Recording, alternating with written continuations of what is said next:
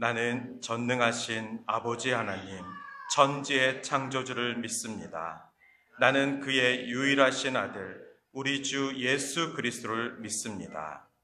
그는 성령으로 잉태되어 동정녀 마리아에게 나시고 본디오 빌라도에게 고난을 받아 십자가에 못 박혀 죽으시고 장사된 지 사흘 만에 죽은 자 가운데서 다시 살아나셨으며 하늘에 오르시어 전능하신 아버지 하나님 우편에 앉아 계시다가 거기로부터 살아있는 자와 죽은 자를 심판하러 오십니다.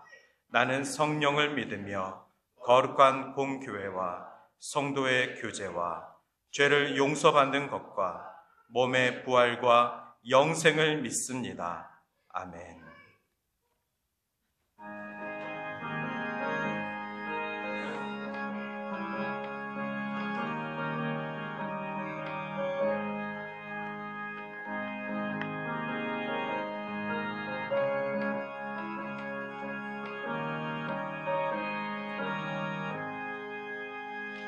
내가 매일 기쁘게 순례의 길 행하면 주의 팔이 나를 함보하며 내가 주의 큰 복을 받는 참된 비결은 주의 영이 함께함이라. 성령이 계시네 할렐루야 함께하시네. 좁은 길을 걸으며 밤낮 기뻐하는 것 주의 영이 함께함이라. 전에 죄에 빠져서 평안함이 없을 때 예수 십자가의 공로 힘입어 그 발 아래 엎드려 참된 평화 얻으면 주의 영이 함께함이라. 성령이 계시네 할렐루야 함께하시네. 좁은 길을 걸으며 밤낮 기뻐하는 것 주의 영이 함께함이라. 나와 동행하시고 모든 염려하시니 나는 숲의 새와 같이 기쁘다. 내가 기쁜 마음으로 주의 뜻을 행하면 주의 영이 함께함이라. 성령이 계시네 할렐루야 함께하시네.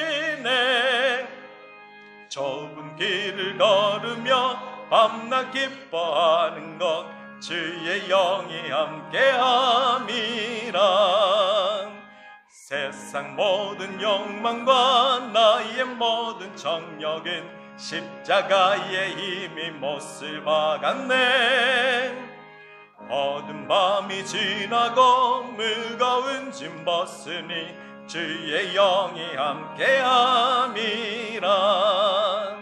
성령이 계시네 할렐루야 함께하시네.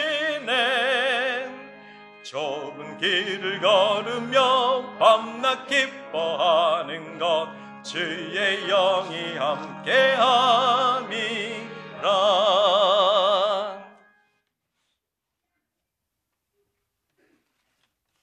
다 같이 기도드리시겠습니다. 세상 창조하시고 우주 만물을 운행하시는 아버지 하나님, 계절이 바뀔 때마다 변하는 자연은 신비롭습니다. 저희로 자연 만물 속에 덧입혀진 하나님의 영광을 보게 하시고 저희도 서로 사랑함으로 그리스도와 연합한 하나님의 영광을 드러내게 하옵소서. 오늘 이 시간 두렵고 떨리는 마음으로 회개합니다. 지난 한 주간 살아가며 죄의 간성에 매여 말과 행동에서 주님 뜻을 거스른 모든 잘못을 용서하여 주옵소서. 저희는 저희 힘으로만 살 수가 없음을 잘 아오니 저희를 긍휼히 여겨 주옵소서. 그리스도의 사랑과 능력을 기억하게 하시고 의지하게 하셔서 의미 있는 삶을 살게 하옵소서. 한 몸으로 오신 성령 하나님의 지도와 그리스도 인격으로 살게 하시고 성도 이름이 부끄럽지 않는 구별된 삶을 살게 하옵소서. 교회의 머리가 되시는 성자 예수님, 우리의 삶을 통하여 하나님의 자녀됨을 증가하게 하옵소서. 그리하여 동산교회가 하나님 나라의 본을 보여드리는 공동체가 되게 하옵소서. 드려지는 예배를 통하여 하나님의 영광이 저희들의 삶과 영혼에 덧입혀지게 하시고 저희들의 생활에서 빛이 나게 하옵소서. 또한 세상에서 방황하는 자녀들과 가족의 영혼 구원, 경제적인 어려움과 질병 등으로 눈물로 기도하는 많은 가정이 있습니다. 주님의 긍휼과 은혜를 베푸사 저희 기도를 응답하여 주옵소서. 살아계셔서 영광 받으시기에 합당하신 성부, 성자, 성신, 삼위 하나님, 오늘 드리는 예배 가운데 임재하셔서 영광을 받으시옵고 저희에게 크신 은혜를 주시옵소서. 눈에 보이는 것에 절망하는 저희가 새 힘을 얻게 하시고 하나님의 손이 저희를 이끄사 저희가 하는 일이 형통해지게 하옵소서.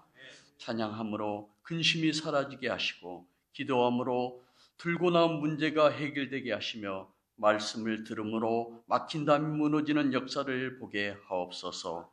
하나님의 말씀에 순종하여 복음 들고 땅끝까지 증인된 삶을 살아가는 선교사님들의 발걸음을 축복하여 주옵소서. 선포되는 말씀들이 열매 맺게 하셔서 하나님 나라가 확장되게 하옵소서. 이 시간 말씀을 증거하실 차대하 담임 목사님 가운데 성령 충만하게 하사 묵상하고 준비한 말씀이 능력 있게 선포될 때 치유와 회복이 있게 하옵소서. 예배를 준비하며 헌신한 손길들이 있습니다. 찬양대와 피아노 반주와 친교 섬김과 유튜브 영상 편집, 헌금용으로 수고하는 분 모두 하늘의 신령한 복과 땅의 기름진 복으로 채워주실 줄 믿으오며 길이요 진리요 생명 되신 예수 그리스도 이름으로 기도드립니다. 아멘.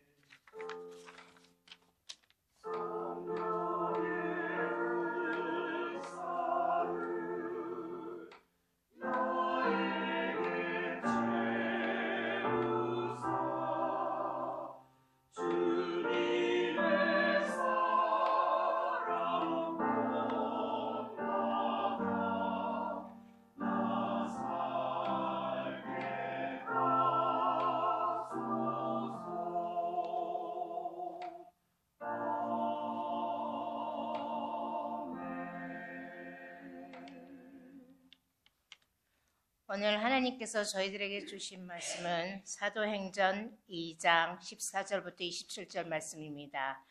베드로가 11사도와 함께 서서 소리를 높여 이르되 유대인들과 예루살렘에 사는 모든 사람들아, 이 일을 너희로 알게 할 것이니 내 말에 귀를 기울이라. 때가 제3시니 너희 생각과 같이 이 사람들이 취한 것이 아니라 이는 곧 선지자 요엘을 통하여 말씀하신 것이니 일렀으되 하나님의 말씀하시기를 말세에 내가 내 영을 모든 육체에 부어주리니 너희의 자녀들은 예언할 것이요 너희의 젊은이들은 항상을 보고 너희의 늙은이들은 꿈을 꾸리라.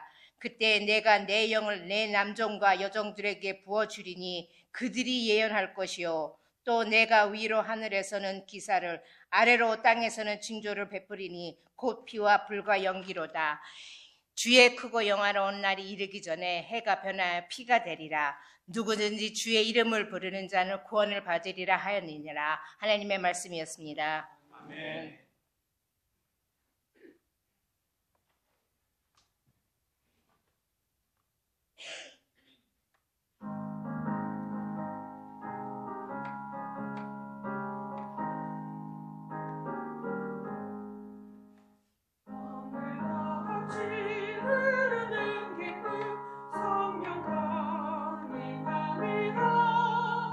정결한 영원하도록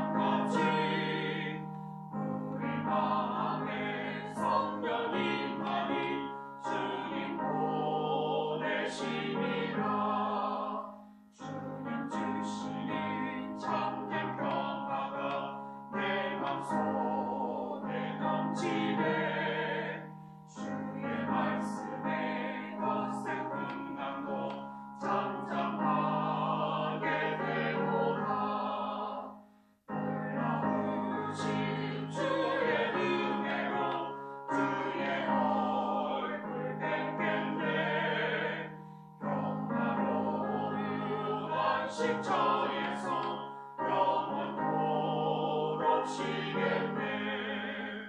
주님 주시는 참된 평화가 내 맘속에 넘치네. 주의 말씀에 덧새 빛나도 잠잠하게 되도다.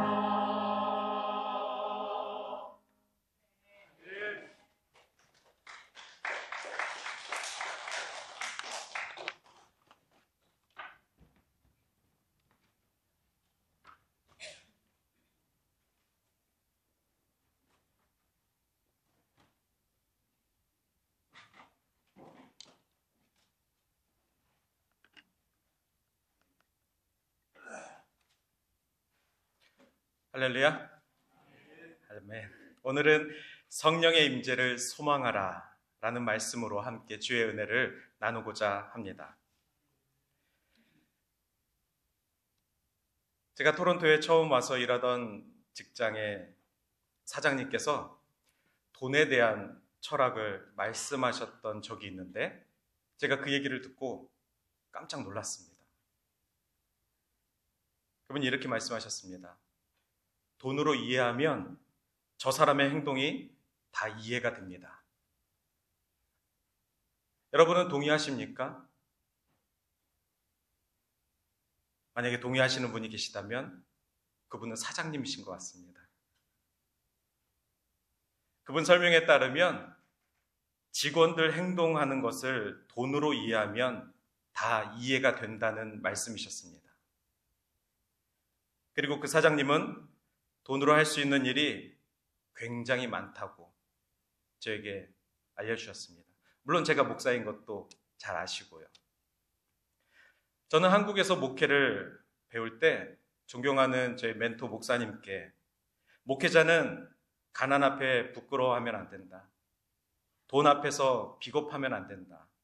만나는 사람은 모두 예수님의 사랑과 복음을 전해야 될 대상으로 그렇게 교육을 받았습니다.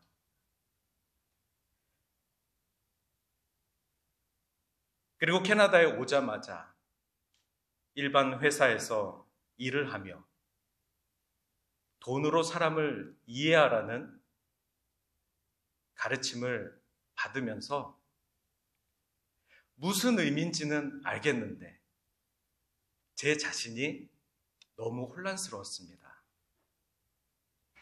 일은 해야 되겠고 그 가르침은 자주 들어야 되겠고 듣기 싫은데 잔소리 같은데 내 안에 삶에 대한 가치와 목회자로서의 자존감이 있는데 그 고민이 매일 아침 출근길에 저를 무겁게 짓눌렀습니다. 도대체 어떻게 사는 것이 옳은 거지? 사람은 예수님의 사랑으로 대하는 것이 맞을까? 내가 만나는 모든 사람들을 예수님의 사랑과 희생으로 섬기는 것이 맞을까? 아니면 사람을 돈의 흐름으로 이해하고 그 사람을 부릴 줄 아는 것이 옳은가? 저는 이 고민에 대한 답을 찾고 싶었습니다. 아, 이것이 캐나다에 부르신 첫 번째 시험이구나. 한국에서는 이런 고민을 할 이유조차 없었습니다.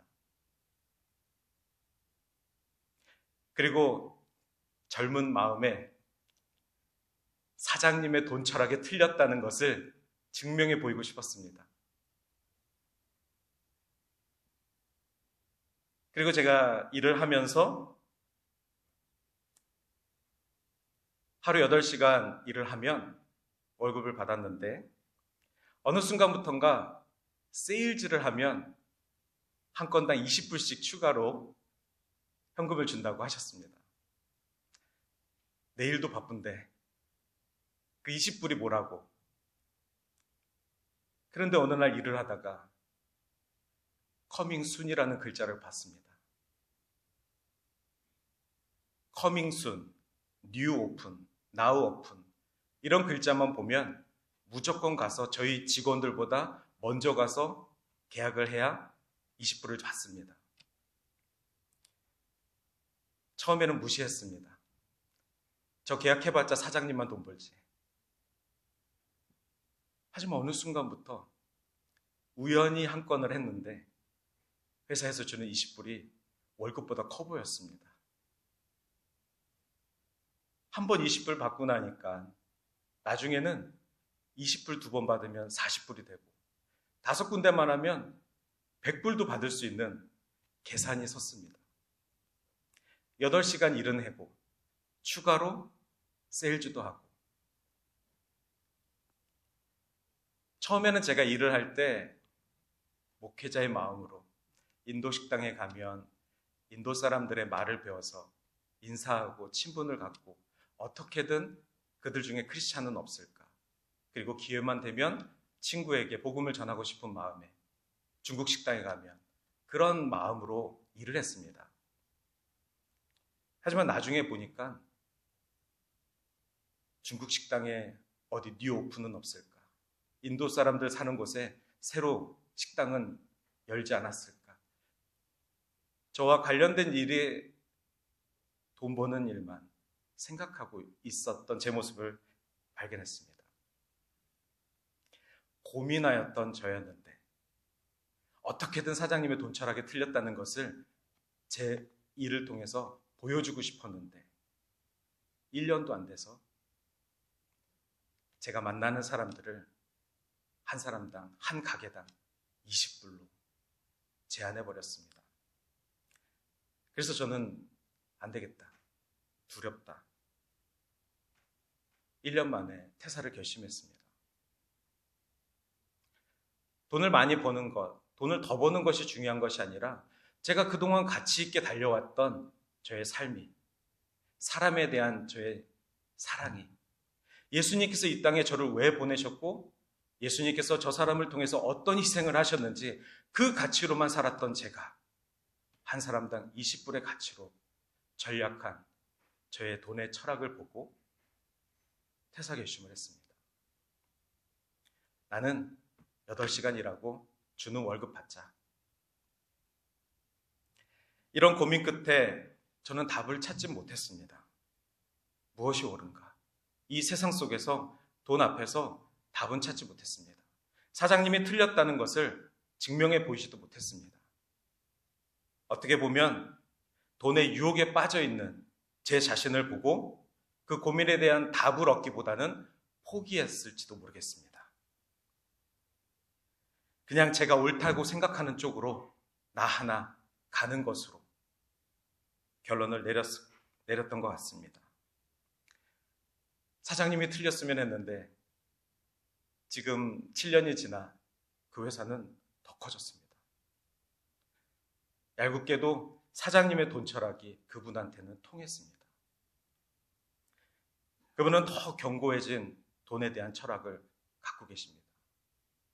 증명해 보이셨으니까. 하지만 저는 그 소식을 들을 때마다 더 고민이 됩니다. 여러분, 성경의 부자 청년이 예수님께 찾아와 영생을 얻으려면 어떻게 해야 되냐 질문하였습니다. 예수님께서는 가진 것을 다 팔아 가난한 자들에게 나눠주라고 분명히 이야기했습니다. 그랬더니 그 청년이 어떻게 했죠? 근심하여 떠나더라.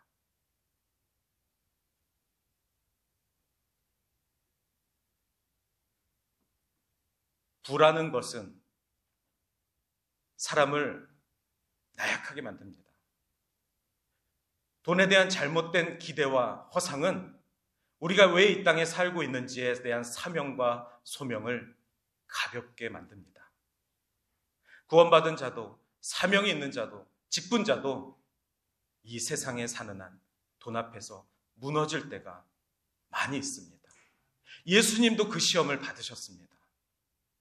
그러니 제가 뭐라고 그 시험을 이겨낼 수 있겠습니까? 두려웠습니다.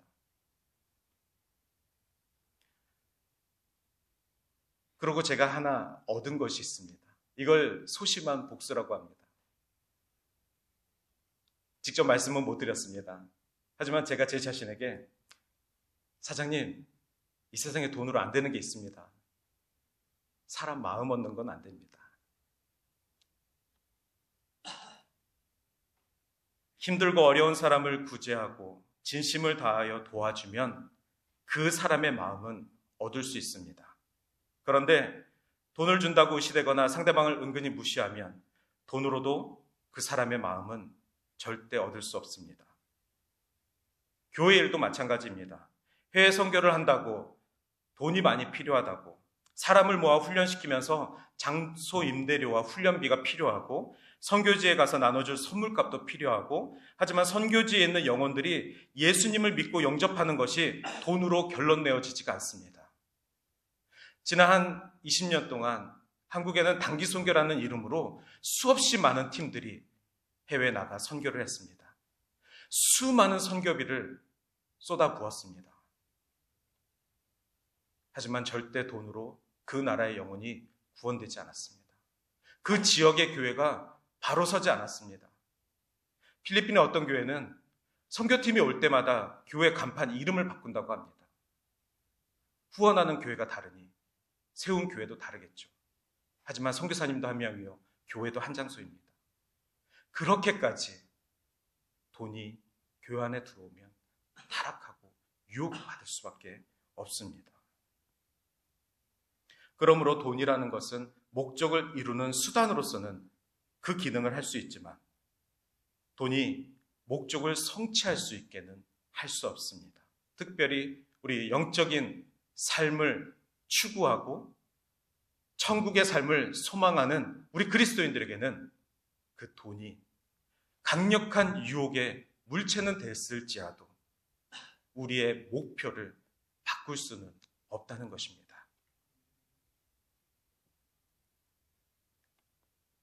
만몬주의라고 들어보셨습니까? 돈을 숭배하고 돈이면 다 된다는 물질 만능주의의 생각들입니다. 기복신앙이 무엇입니까? 돈이 많으면 하나님 축복이고 없으면 저주라고 생각하는 잘못된 오해입니다. 하나님과 돈은 겸하여 섬길 수 없다라고 애초부터 말씀드렸습니다. 그러니 하나님이 주시는 축복이 단지 돈으로만 결론 내린다면 그것은 만몬주의입니다. 없어도 하나님이 계시는 것이고 있어도 하나님은 여전히 계시는 것입니다. 하나님은 없게도 하시고 있게도 하시고 모든 상황 속에서 모든 형편 속에서 오직 받으실 영광은 하나입니다. 다음 주부터 성령 강림 주일이 시작됩니다.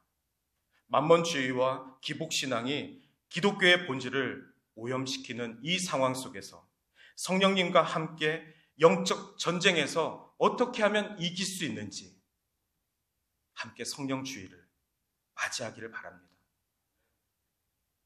그냥 마가의 다락방에 오신 그분을 기념하는 것이 아니라 내가 살고 있는 이 세상 속에서 우상이 나의 삶의 유혹과 신앙을 흔들리는 이런 삶 속에서 어떻게 하면 오신 성령님을 다시 한번 붙들고 이 땅 가운데에서 영적 훈련을 감당할 수 있을까?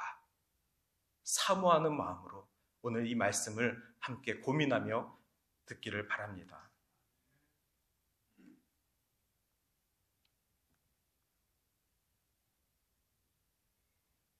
첫 번째 두 가지 말씀을 드릴 텐데 첫 번째는 돈으로 살 수 없는 성령님입니다. 예수님께서 승천하신 후에 성령님께서 오셨습니다. 성령은 사람을 변화시켰고 성령 받은 사람들은 하나님의 일에 헌신하도록 만들었습니다. 성령은 약한 사람들을 강하게 만들었으며 믿는 사람들을 더욱 지혜롭게 만들었습니다. 성령께서는 다른 지역으로 가서 전도하게도 만드셨습니다. 이렇게 우리 기독교인들이 하고 있는 모든 크리스찬 액션들이 성령님께서 주장하시는 도우시는 방향인 것입니다. 우리가 예수 그리스도의 이름으로 구원을 받고 그 십자가를 부끄러이 여기지 않은 한 성령이 내 안에 내주하셔서 우리가 살아가는 모든 행실들이 성령이 함께하는, 성령이 이미 우리 삶에 임재하심을 경험하고 증명하는 삶인 줄 믿습니다. 할렐루야. 특별히 차별받고 소외된 지역으로 가서 전도하게 하셨습니다. 사도행전 1장 18절에 예루살렘과 온 유대와 사마리아와 땅끝까지 이르러 내 증인이 되리라, 그렇게 말씀하셨습니다. 예수님의 12제자였던 빌립이 있었습니다. 이 빌립은 사마리아 땅으로 갔습니다. 예수님이 승천하신 후에 그 가르침과 그 명령을 따라 사마리아 지역으로 갔습니다. 그리스도가 전파되고 사마리아에도 믿는 자들이 생기기 시작했습니다. 잘 아시겠지만 사마리아 땅은 유대인들이 무시했던 사람들입니다. 그 땅에서